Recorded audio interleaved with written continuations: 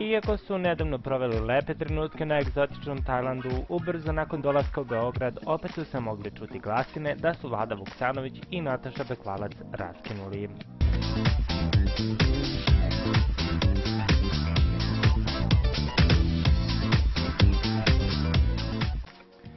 Mediji ponovo pišu o tome da su Vlada Vuksanović i Nataša Bekvalac raskinuli i to nakon što su se vratili u Beograd nakon što su se proveli na egzotičnom Tajlandu. Ovaj poznati par koji često raskida pa se miri i ovoga puta završio za uvek.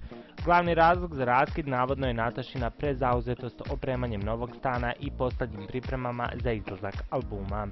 Jasno je da ju je karijera stala jer se konstantno svađala i mirila sa Vladom.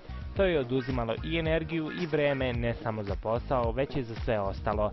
Tako da je odlučila da prekine to, mada kod nje se nikad ne zna, kaže izvor dnevnog lista Blic. Ono što potvrđuje pisanje medija i višenedeljna šuškanja je činjenica da su i Vlada i Nataša sa svojih Instagram profila obrisali sve svoje zajedničke fotke sa nedavnog odmora. Prvo je to uradila atraktivna pevačica, a zatim je to uradio i zgodnji maneken.